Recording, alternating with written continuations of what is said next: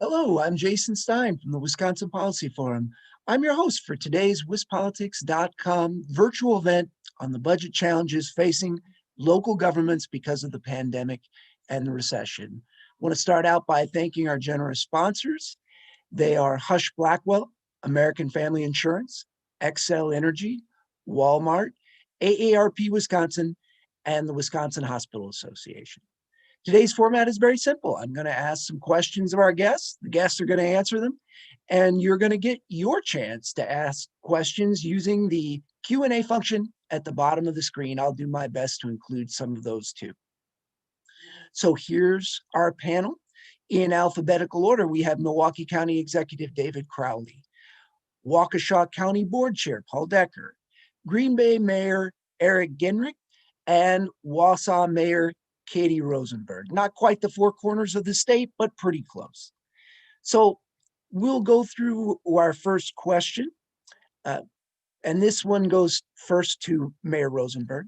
Big picture, how badly was your budget hit in 2020 and how is 2021 shaping up? What revenues took a hit? What did you have to cut? How much did you have to dip into reserves?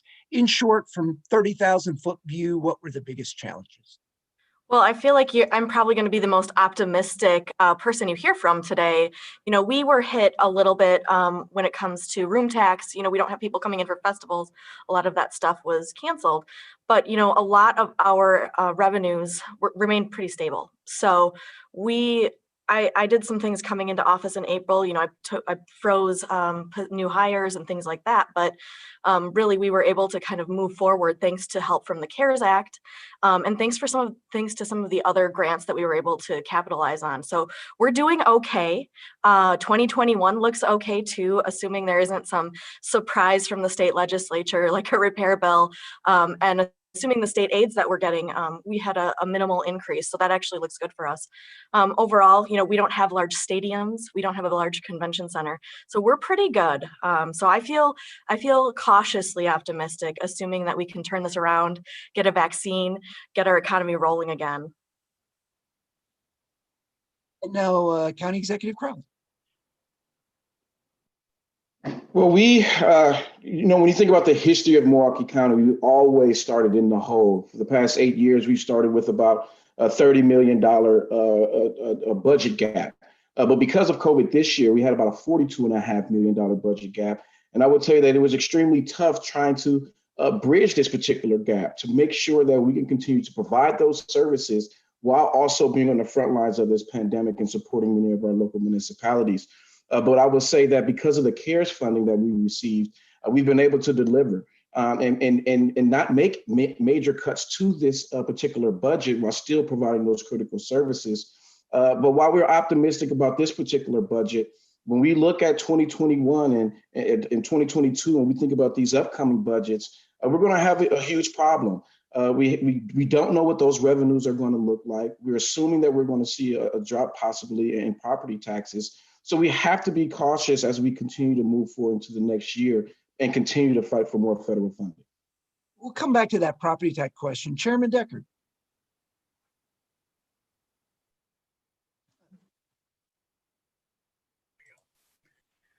Like Mayor Rosenberg, also have an optimistic view of this. We have found that so far, the COVID challenge has not hurt us from a fiscal impact because we've used the CARES funding, like she said, in terms of being able to fund the majority of the work we did with attacking COVID. And that was putting in a very, very robust contact tracing program, utilizing our people across departments like never before in terms of building new skill sets and helping the Health and Human Service Department get a hold of people, try to take care of people. So we've utilized that, and the CARES Act funding has definitely helped us build that contact tracing. We've also done a lot of work with our local municipalities to work with them, our school districts, and the business community. So we see that as we haven't seen any sharp drop off as far as our tax revenues. We are the largest county, largest population county that doesn't have a sales tax in Wisconsin. So we've had no harm there. So we have not seen any significant drop. We anticipate 21, we've already done our 21 budgets, and our 21 revenues are very, very stable. And the baseline to our economy going forward is very stable. And like you brought up, we have some concerns, and like Executive Crowley brought up, regarding some of the items in the service economy. But other than that, we feel very, very strong and very, very optimistic. Okay, Titletown is never last, but they're pulling up the rear this time. Mayor Genrich. Yeah, I think we're probably somewhere in the middle. You know, we're doing all right. We feel pretty good about how things look going into 2021. With regard to 2020, we certainly saw a reduction in revenues associated with hotel room tax. And the way that we dealt with that, similarly to what Mayor Rosenberg was saying, you know, certainly took a really tough look at some open positions and kept them open a bit longer than we would have wanted to in an ideal world. But we dealt with it that way. Another way to reduce spending was, unfortunately, by reducing some of the parks programming that typically occurs in Green Bay, partially for public health reasons, partially because we just didn't have the dollars to operate those programs this year. So moving towards the end of the year, we're going to be in the black, so we feel good about that.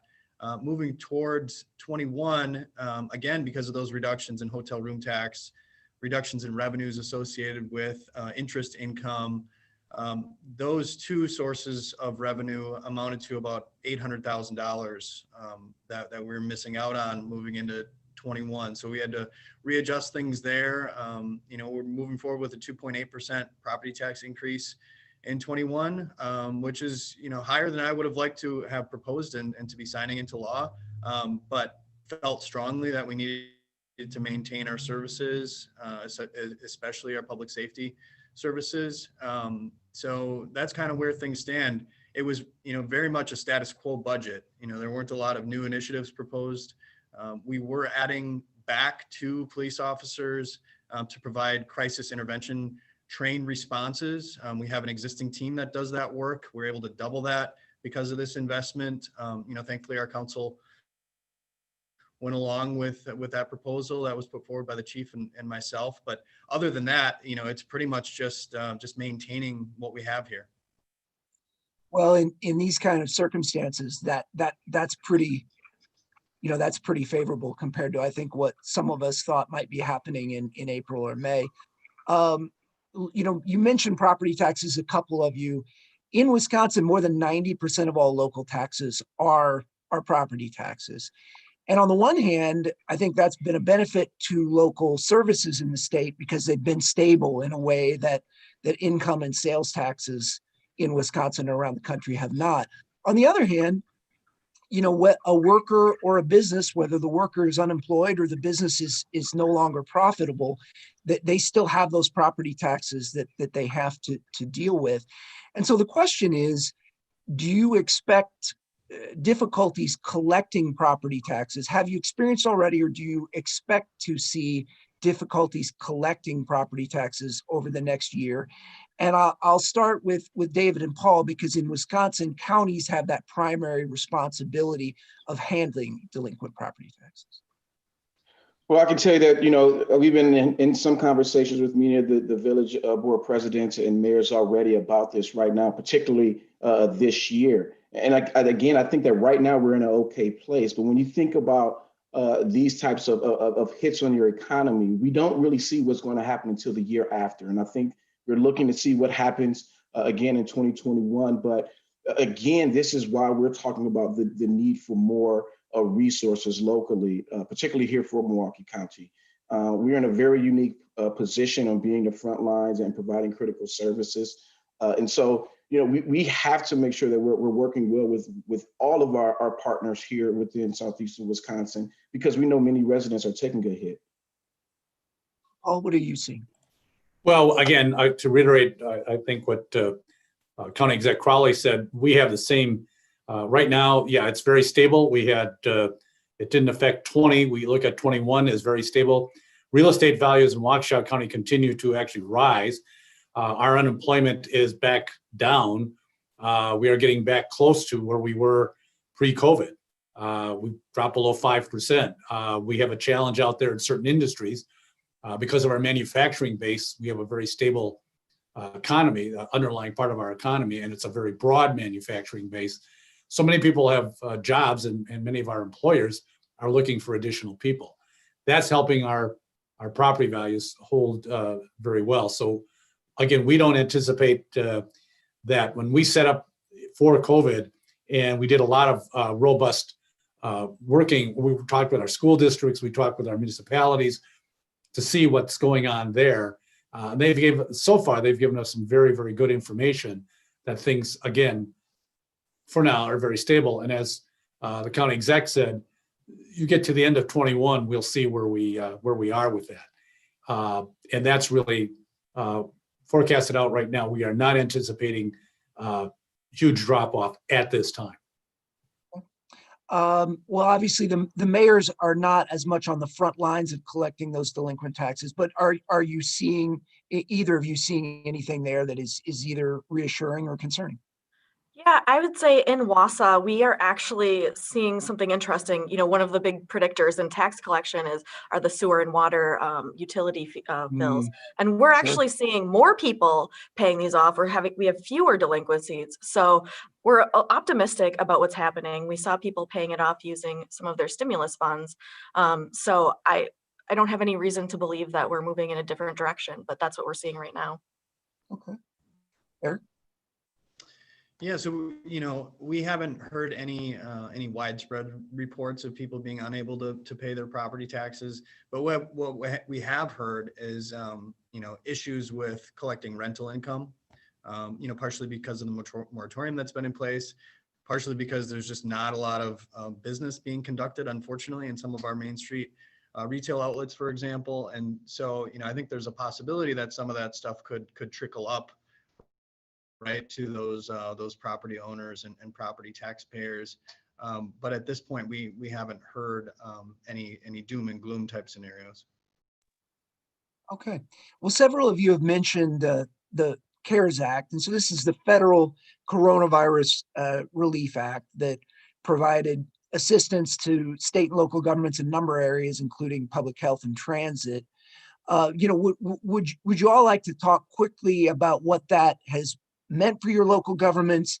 How much have you already used your funds? Do you have some that you're carrying into 2021? I think that's certainly the case. I know with Milwaukee County, at least to some degree. And is there additional federal help that you're either expecting or seeking? So, Mayor Rosenberg, if you'd like to start. Sure. Yeah. So we have already spent all of our CARES funding, and we used it on, sometimes in the case of lost wages, when we had entire teams that went down because of COVID quarantine. We used it on transit, which was very helpful because we decreased the number of folks that could be riding the bus. So we needed more runs in some instances. I would say the number one thing that I would beg of the federal government when they get back together to talk is that I think we need a business bailout. Right now, we're really struggling. These businesses, they're open, but they are not doing well. And it's not because of mask mandates. It's not because of occupancy issues. It's because people are scared to go out there and eat. They're scared to go shopping. So that's the number one thing that I'm hearing from our Main Street is that they need help. And that's the biggest issue I'm seeing. Okay. Chairman Decker. Yeah, we've used our CARES funding for testing, contact tracing.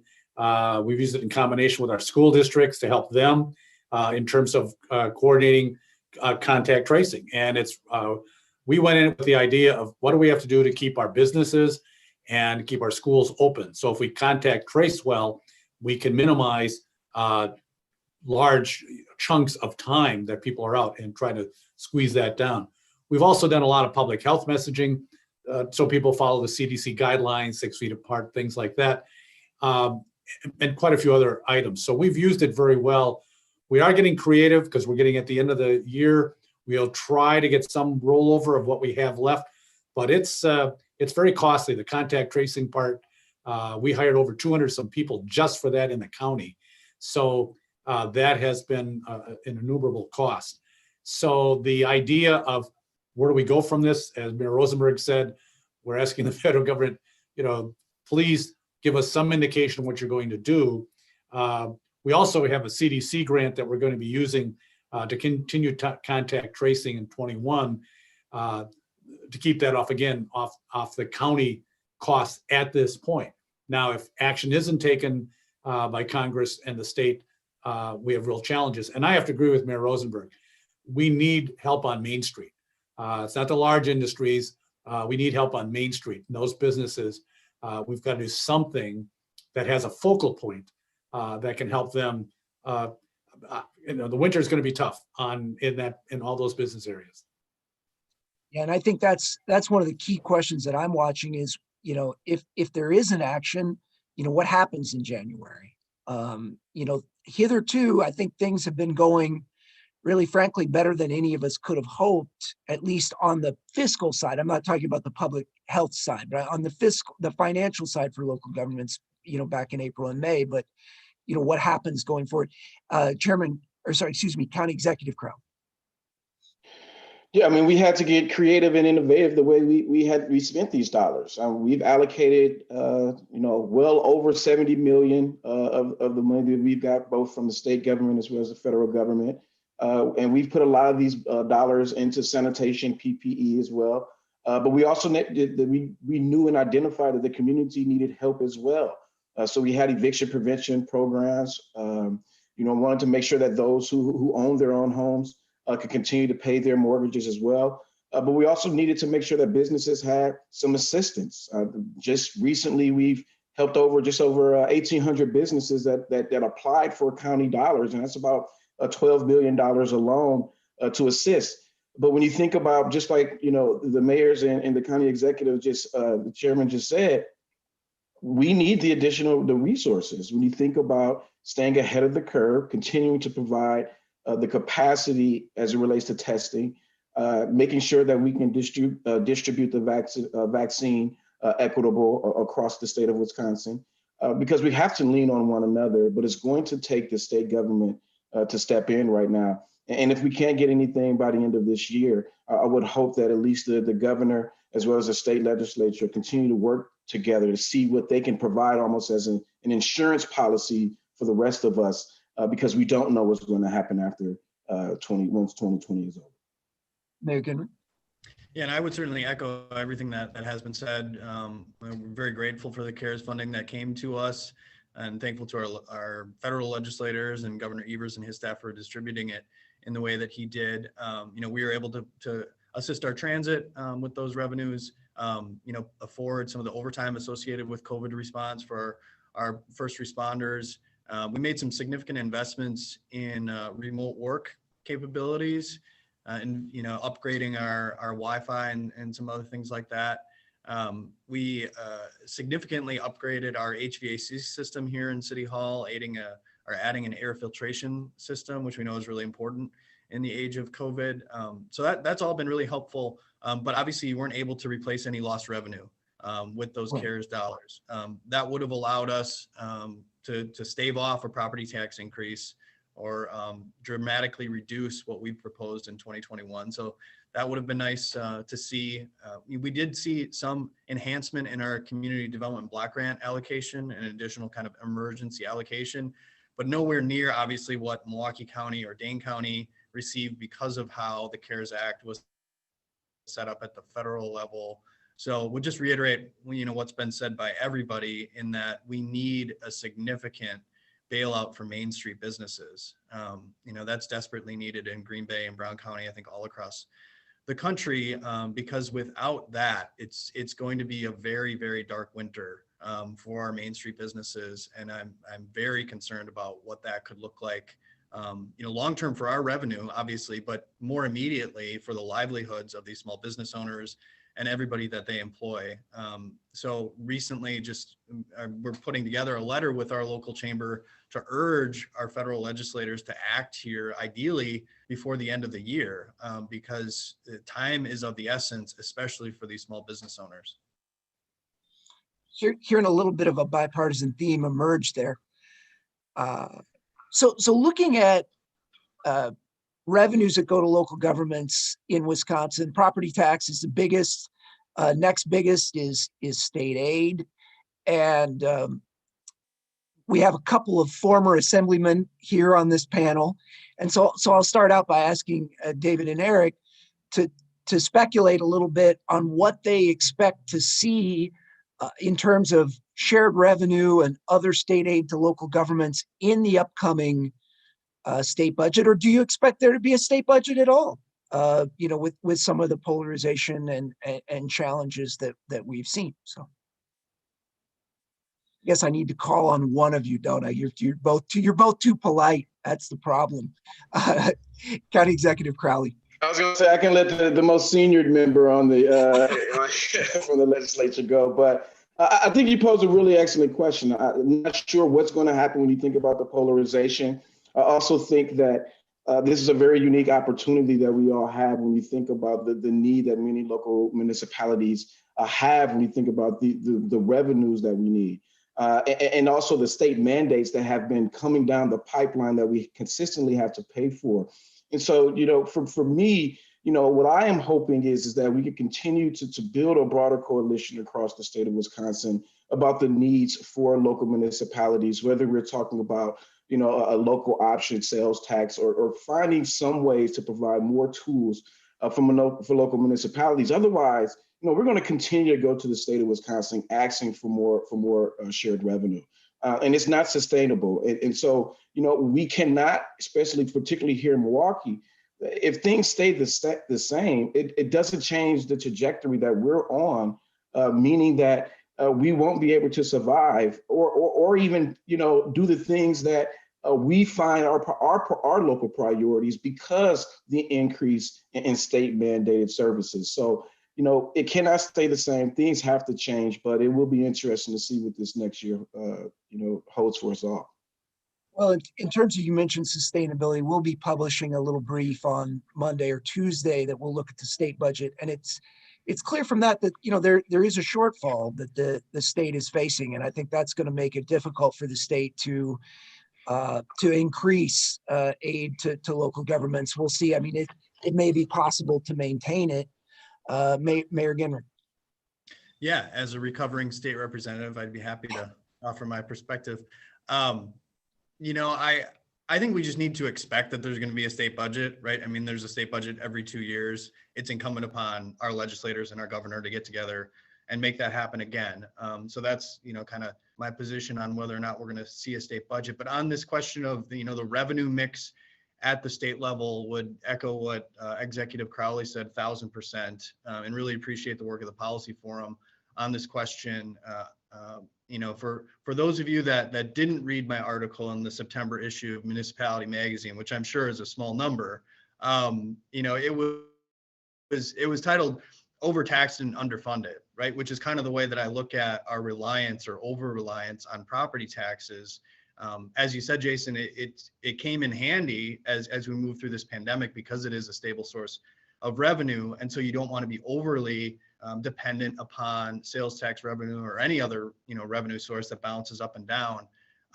But if we had access to sales tax revenue, we would be able to make those long-term investments that are so needed here in Green Bay and I think around the state by and large. We need a new police department, a new police station, new public safety building. We need at least a couple new fire stations. We have no ability to make those investments given what we understand, listening to our financial advisors. We have statutory authority, but we're already borrowing, significantly more than we have in the past and don't want to do any more of that. So I think there should be, in my opinion, a bipartisan way forward, a way to craft a local sales tax option that is, fiscally conservatively crafted, that allows municipalities to take that question to our voters and with that backing and make those long-term investments that I firmly believe the citizens of Green Bay would be interested in making. Well, and hey, let's put this question to Chairman Decker and Mayor Rosenberg. Obviously, you already mentioned, Paul, that Waukesha County has the ability under state law to impose a half a penny sales tax on certain consumer purchases in Waukesha County, and hitherto has chosen not to. What's your perspective on this question? Again, as the mayor said, one of the things we look at is what's fiscally prudent. Right now, we've made tough budget decisions over several years that have allowed us to continue to be even and continue to, every constituent in the county gets the services they need, and we've done it with a very lean budget. The state mandates have been not always beneficial in that, but that is also something we've worked within. And we've also looked at, we look at the every year to balance our budget to get where we need to be. We've really tightened up. I have to salute our administration and our department heads. They've worked and do a lot with a little. We've been very prudent where we've spent it. But as was brought up, the real challenge, I think, for all governments is when I talk to constituents about this, yes, COVID is causing us a little bit of indigestion right now, but nothing else has gone away. We still have roads to fix, bridges to repair, mental health issues, drug issues, if anything, have been going up. So we are not getting away from any of those challenges. We still need our sheriff's department on the road, and that's a challenge. We have continually pressure on that. And yes, occasionally I get that question. It's a fair question, Jason, but at this point, we do not anticipate having to move in that route to a sales tax for the county at this point.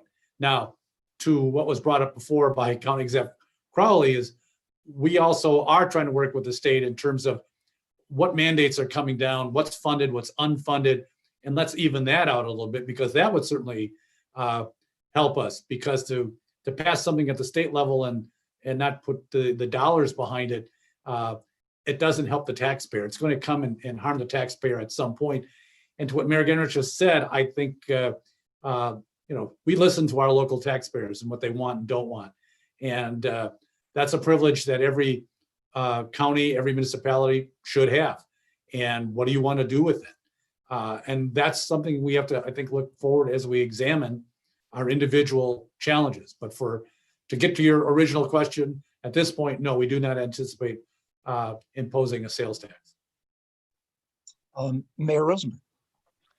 Sure. So, one of the challenges of being any unit of government is the cost to continues to rise, right? So everything we did last year, or this year, I guess, will cost over $1 million more next year to do. So that's a struggle that we're working through, and we don't believe that COVID's going away. So we are kind of looking at these creative solutions. So right now we are partnering with the county on more emergency management planning, because that was one of the things that we discovered. We have kind of boilerplate plans, but what happens if a pandemic actually hits? How do we go through those exercises? So I think we're going to see more of those kinds of partnerships on those kind of shared planning opportunities, and shared services. So I think we're going to see more of that.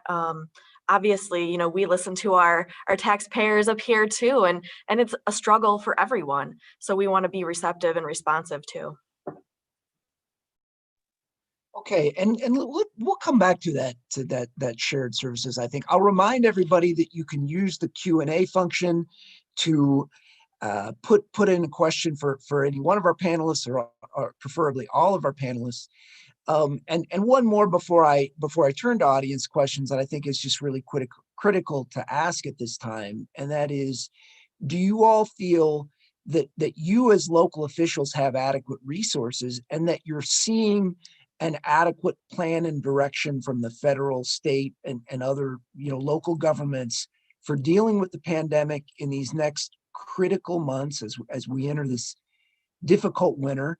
And do you see an adequate plan and funding for vaccinating, for making use of these scientific breakthroughs and the vaccines that we're going to soon have, especially for the most vulnerable among us? And I'll start with you, Paul.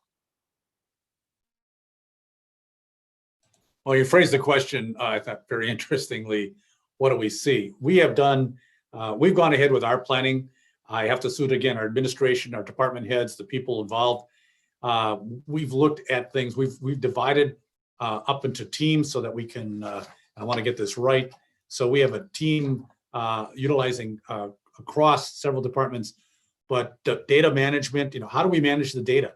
Because we want to make good evidence-based decisions, and we need the data. And we're it's not as we all know. It's somewhat confusing from the federal government, from the state government. So locally, what do we have to do to make our data as manageable as possible? Secondly, is we're working on a weekly basis with the schools, trying to get their input. And as a result, we now have we're getting better and better information of what's happening at the school level, because that's a critical area in our county. Secondly, contact tracing is giving us information, but we are, because of the rise in cases, we are at, and like I said, it was very robust, but it's $200,000 a week, and we're stretching that. We did a lot. We opened up a lot of testing. We really worked hard at getting more testing and more available at no cost to our citizens, and that has again been successful. But it gives us the other challenges that go with that. And we've already formed a vaccination distribution team, and how we're going to tackle that. We are hoping, and I will say this is a hope, we are keeping an eye on what's going to come from the state and the federal government regarding that and further funding. Right now, we have no indication from either that what we have, but we're going ahead, we're putting aside contingency. What do we have to do to be able to adequately protect and take care of the citizens of Waukesha County? We have the resources, we can do some of that, but we certainly, we've utilized our CARES funding, we think very, very well, but they're going to have to make some decisions going forward if we're going to continue to care for our citizens the best way possible. David, I know public health has been a real focal point for you in your time as county executive. Want to speak to this? Yeah, I mean, I hear two questions. One related to, do we have enough resources, and the question related to vaccinations. And so when you talk about enough resources, Milwaukee County, we set out a bold vision of becoming the healthiest county here in the state of Wisconsin by achieving racial equity. And we knew what the racial disparities were well before this pandemic. But what the pandemic has shown us is really exacerbated everything that we have already known. And so when you talk about what we need to do, we have to tackle this. And we're doing this through Milwaukee County with our first strategic plan in over 20 years, tackling both health and racial equity, because we know that we have to do that. And so, no, there isn't enough funding when you have a big idea as far as tackling something that has been with us that is so brand new when you think about the public health crisis. Also, when you think about, racism in general, that's been here for over 400 years. And so there's not enough resources, but it doesn't mean that we're giving up. And so, but when you think about what we're doing, we're very unique because we're the only county that doesn't have a health department. So this gives us an opportunity to work with all the other health departments, all the other healthcare systems, and provide some influence. And we've done that through our Unified Emergency Operations Center, staying ahead of this pandemic. And we're going to do the exact same thing when we think about the vaccinations and how this is going to be distributed. But I think it's going to be critical when we think about these vaccinations that the state and local municipalities and the healthcare systems are working together, intertwined, because this cannot be politicized. This is about how do we get back to normal? How do we provide people the safety that they need, to continue to live a decent, normal life and contribute to this economy.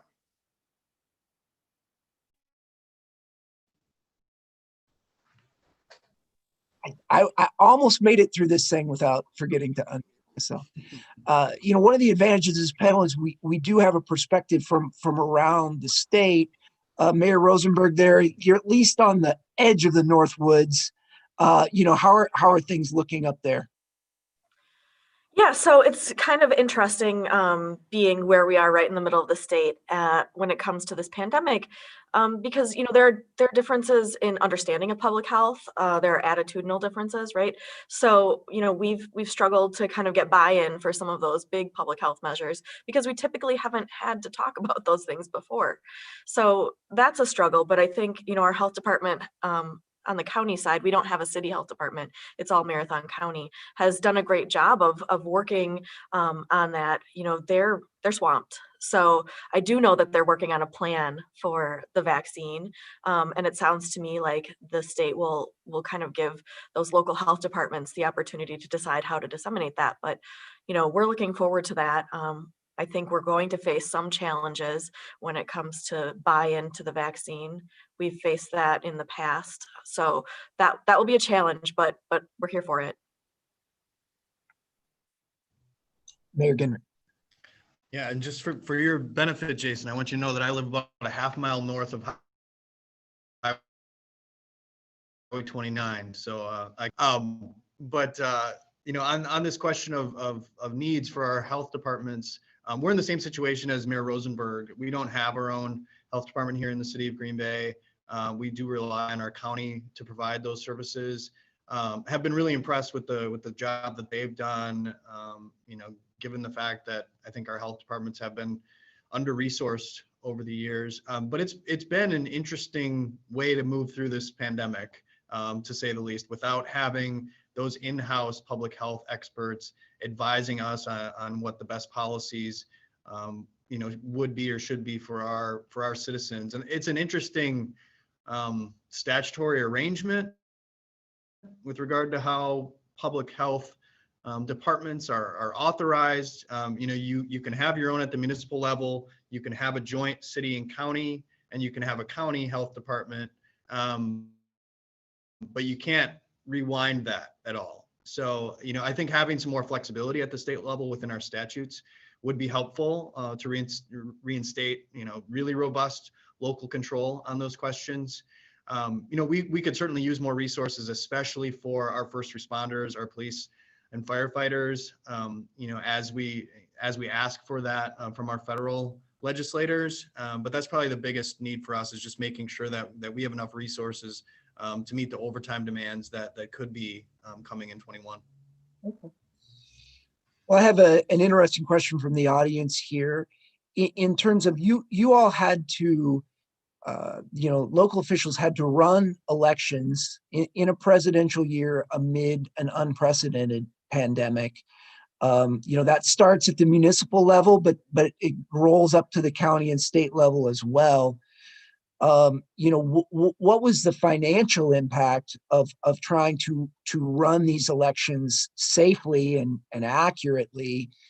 Are there lessons learned, either financially or otherwise, for having a well-run election system in our state? And I'll start with you, Mayor Rosenberg, again, just reflecting the fact that elections start at the municipal level in our state.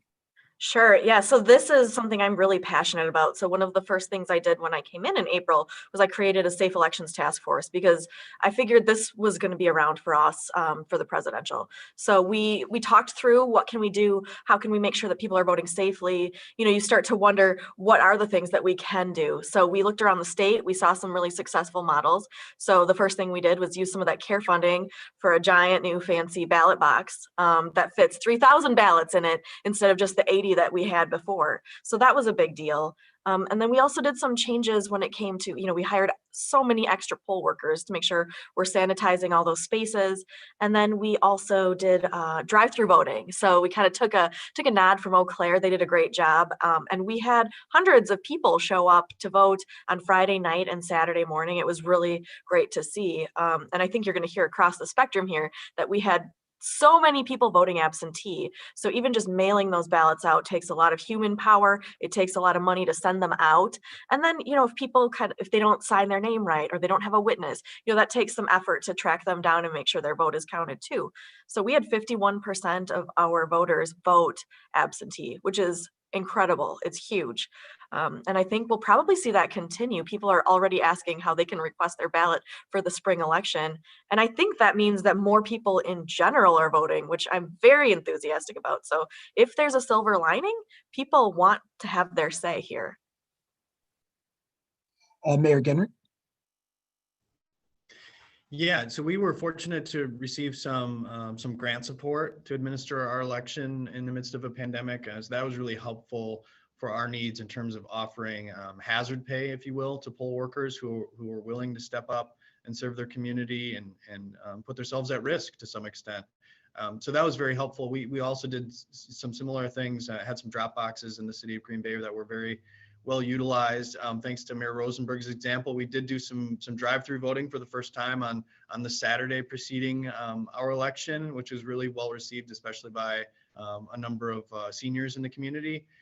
So hopefully, there are some lessons learned that we can implement in the future. I think to Mayor Rosenberg's point, there might be more of a new tradition being created in terms of how people vote, greater numbers of people voting absentee from the comfort of their own homes. And I think that's a great thing. My goal when I was a state legislator, as mayor, is to make sure that every single eligible voter participates in their democracy.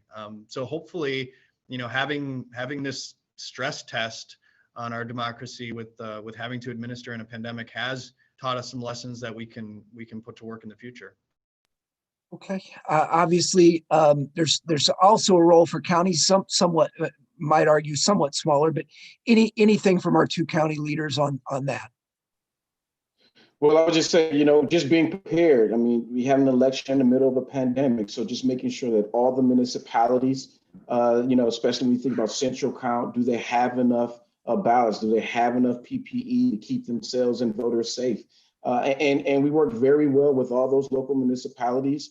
And just want to say, shout out to all the workers, election poll workers, and volunteers, because a lot of them put themselves out on the front lines, because again, we are in the middle of a pandemic. And I just think that, this is a new beginning. And if you compare this to April of this year, this is totally different for what elections will look like. And I think the landscape of elections are going to change. Yeah, I think you make a good point. We sort of take it for granted that in a high turnout election, there'll be enough ballots printed. There'll be all these things in place, but it doesn't fall from the sky, does it, Chairman Decker? Well, I think one of the things we're very proud of in Waukesha County is we had over a 90% turnout throughout the county. And to Mayor Rosenberg's point, that shows a lot of people who are empowered to vote voted, and it was a wide variety of ways they did vote. And in Waukesha County, our county clerk takes the responsibility, working in concert with all the municipalities and townships, and we lead that aspect. So making sure people were adequately trained, people were set up with the right PPE. And I will say that I voted early, and at the Village of Heartland, just looking at the separation, the amount of plexiglass and how they divide up, we're really protecting the workers and the voters, and seeing how many people took advantage of that in our county, which was extraordinarily, went and voted early. And then we also had ballot drop-off boxes throughout the county that were really very sensible, not in areas that were far away from the village or city hall, so that they could stay secure.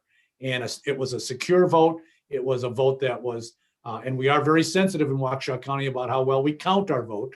And so we made sure that was done right. And our canvass was done extremely well. We had members from both parties and observers, and we felt that this one came off very, very well, very safe. And again, we did a lot of planning, so we kept our costs overall down, but our protection very high. When I worked in the newspaper industry, we refer to each paper as a daily miracle. And when you think about, more than 1,800 municipal clerks in Wisconsin doing work on elections, the idea that gets coordinated, 72 counties, then state officials as well. It's daunting to think about. We had a question here from the audience about with children at home, in some cases from school, more because of the pandemic. What were they affected by lead paint or lead water pipes? And I think I would just enlarge that question to say, in the pandemic, we do have at times some children, they may be learning virtually, they may be hybrid, they may be going to school, but in terms of, all the stressors that we're seeing, substance abuse, unemployment, children maybe not having access to the meals that they've been accustomed to get from their school. What have you all been doing to try to, and what do you see as essential for protecting, the children of our state? And I'll start with our two county officials, since, there is this, I'll just start with you, Chairman Decker, because there is this strong county element in child welfare. Yeah, we've coordinated very well between our Health and Human Services and our school districts, making sure that people are, again, our children especially, are adequately cared for. Keeping track, again, we utilize pieces of contact tracing within the schools for that exact reason. Who's home? How long are they home? How is this affecting the home? You mentioned substance abuse. You mentioned other challenges. Making sure that locally that we are informed well, first responders, people like that. I have to put a big shout out to our school districts and a lot of our administrators and superintendents. They've done extraordinary work making sure that people are involved. The challenge, what you brought up, Jason, is that hybrid. When do you go from virtual to reality? And within families, we have some school districts that certain schools, the grade schools are open, so the children are going there, but the high schools or the middle school might be closed, so they're home. And this is causing a problem and a challenge within the families, because we do have, and if parents are not working at home, how do they continue to work? So childcare has become a real challenge. And as I said earlier, our previous challenge we've had in this county, and I know that it's in other counties, has been foster care and other care because of children in the court system, because, again, of substance abuse. That's still a challenge, remains a challenge, and our people are very, very aware of that. But it's a cost, it's a challenge. Our people have done extraordinary, but again, we're being pushed to the ends of our capabilities of handling that. And the school districts are trying to do their best to make sure that they keep track of the children, that they're fed, that they're not abused, that they're doing the homework. And I know there's challenge. I mean, just listening to the teachers and the administrators, there's a challenge to some children really doing well virtually and some not. So how does that affect us going forward? Yeah, I think that's something that we unfortunately may be living with for some time. Mm-hmm. Obviously, in Milwaukee County, the handling of child welfare is done a little differently than the rest of the state. But County Executive Crowley, if you want to just speak to these sort of issues broadly. No, I think that, these are valid issues that we have to continue to talk about. When we talk about, being safe at home, staying safe, being safe at home is not safe for everybody. And when you think about not just our children, right, who are struggling right now, for those who are at home or have the hybrid model, we have many of our seniors right now who are isolated. We see the amount of opioids and drug overdoses rising. We see a rise in suicides. We see a rise in murders. We see a rise in motor vehicle accidents. And so when you talk about the stressors, that lets you know the need for more additional resources. I mean, one of the things that we did was, we made sure to allocate about $1.5 million towards mental health services so people can have access, to the services that they need. Is it enough? No, because we haven't been able to adequately fund mental health services. So we've been playing catch up for a very long time as a society.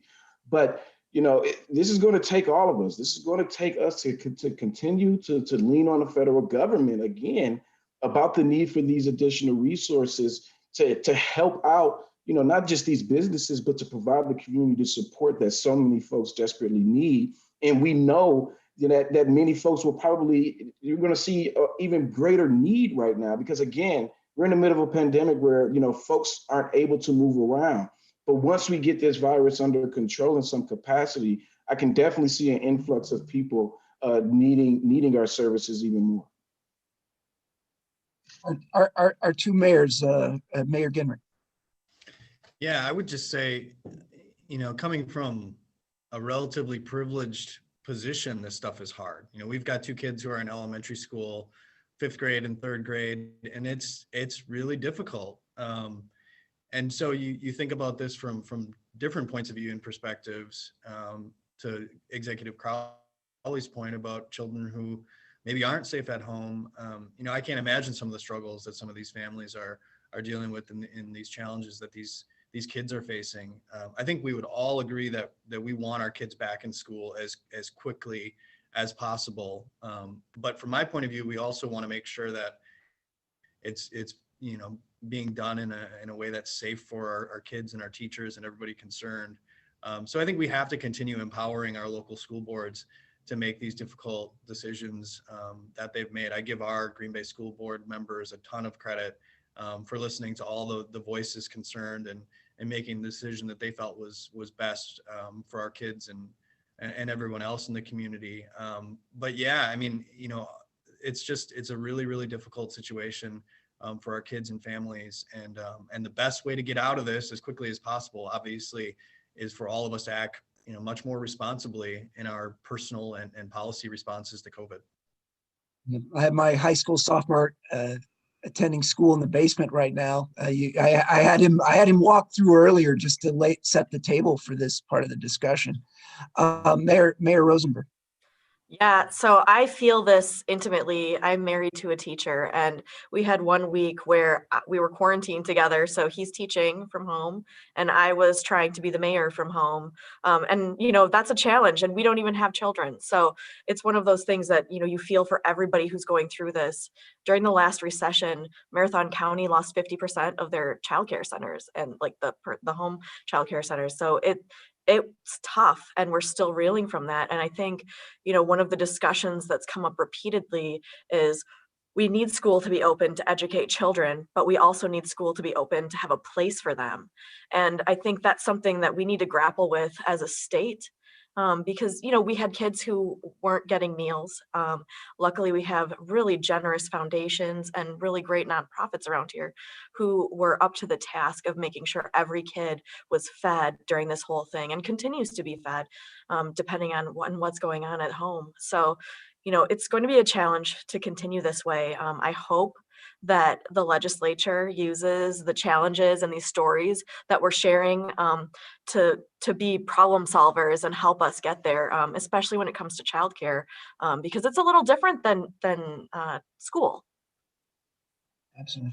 And well, we do need to wrap up, but I want to just throw it back to all of you, starting with County Executive Crowley, to just speak to anything that we didn't hit or something that you just want to leave our viewers with as they think about the challenges that are facing your communities in the coming months. Well, first and foremost, I just want to say thank you for this opportunity to learn more about things that are affecting directly in Milwaukee County. And in reality, the issues that are affecting us are no different than what's affecting many of the other municipalities across the state. And so, it's my hope that we can continue to work well with one another, lean on one another, because that's what it's going to take to get over not only this pandemic, but to start thinking about the economic recovery that we all need to be thinking about. And so we need those tools, but let's make sure that we continue to work together, put aside the partisanship to find ways to move this state forward. Chairman Decker. Again, thank you as well for including me on this. I appreciate it. I want to say, because it was brought up, I have to send out a very strong thank you to our nonprofit agencies in the county and throughout the area, throughout this region in Southeast Wisconsin. I've told many taxpayers many times, part of the reason that we can keep our taxes low is because of the great nonprofits we have and the volunteers. And as Mayor Rosenberg brought up, we've really leaned this during this pandemic on volunteers, not only during the election, but to make sure children are fed, our elderly are looked in on and taken care of. And we are extremely worried about that segment of our population through the next 90 to 120 days. So again, those are challenges. And as Executive Crawley has brought up, we need to all have our shoulder at the wheel on this one. The pandemic is not a partisan issue. The challenge to overcoming it is something that we're all going to have to be involved in. And for people that are just thinking the vaccine is going to solve everything, there's a lot of challenges, as brought up by both mayors, that are going to come out of this.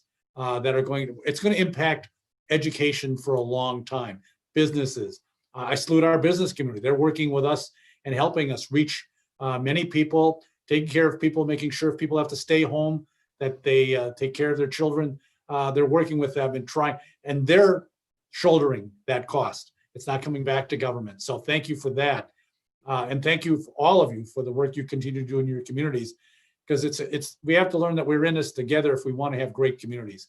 And Wisconsin as a whole, we are a great community and a great state, but we have to realize this is something we're all involved in, and we need everybody to participate in getting through this. I got such a good point to think about. We have a long ways to go before we're done with the pandemic. And even then, we're going to have after effects that are going to reverberate through the lives of so many people, businesses, children, parents. Mayor Rosenberg. Yeah, I guess, thanks for hosting this. This has been really great to hear from folks across the state. It's easy to think you're on an island and you're facing these challenges alone when you're just got your nose to the grindstone here. Big thanks, massive thanks to our essential workers, our hospital workers. They are so challenged right now. And I want everyone that's listening to this right now and in the future, keep at it, keep at these common sense public health protocols. Wash your hands, wear your mask. It's super important. It will help lessen the load on these hospital workers. But I guess moving forward, I think we have learned where we're challenged. We didn't expect the pandemic to be politicized, and yet it kind of was. So I think it will be on all of us elected across the state, and we're in a special position as nonpartisan elected officials, even though we might have partisan inklings, to kind of continue that message that we need to work together to get this done. We need to find these collaborations, we need to partner together, and we have to keep our eyes on that goal, and that's to be as safe and healthy and prosperous as we can. So that's going to be my message moving forward into 2021 and beyond. Mayor Ginn. Yeah, thanks to everybody. This was a great conversation. I always, like Mayor Rosenberg said, enjoy getting together with colleagues around the state and just learning from your experiences. It's super valuable. I would just kind of echo what Executive Crawley had said in terms of, the vision for the future. I think everything that he laid out for Milwaukee County is really inspiring. And I think, we need to be able to articulate our visions in every corner of the state in a way that's realizable in partnership with our state and federal government. And just to quickly go back to that revenue mix question, I don't think we can be as bold as we need to be. I don't think we can be as visionary as our residents are calling us to be unless we are more innovative in the way that we fund government. We just don't have the equipment to meet those infrastructural challenges that are in front of us here in Greater Green Bay without access to a local sales tax, for example. So I would just encourage, all local officials and state officials and federal officials to be as collaborative as possible, to be, as Mayor Rosenberg said, problem solvers. We have no choice at the local level. That's what we have to do, is solve problems, and that's what we do every day, and we love doing it. But we would just ask our state and federal legislators to to join us in that, because I feel incredibly optimistic about the future of Green Bay and the future of the state of Wisconsin. But it's going to require all of us to get together and make it happen. Well, I want to thank all of you. I think the thing that I'm always struck by when you hear from local officials is you do get this optimism, you do get this spirit of wanting to get things done in their communities because they are so tied to, that their governance really affects the places where they live and work directly. And so I think that can be a breath of fresh air to hear from leaders at the local level. So thank you to all of our panelists, Mayor Rosenberg, Mayor Genrich, County Executive Crowley, and Chairman Decker. I certainly have a lot to take away from this. And thank you to our sponsors, Hush Blackwell, American Family Insurance, Xcel Energy, Walmart, AARP Wisconsin, and the Wisconsin Hospital Association. Thanks to WisPolitics for giving me a chance to moderate this panel with all of you. This is Jason Stein from the Wisconsin Policy Forum signing off. Stay safe, everybody. We'll see you soon.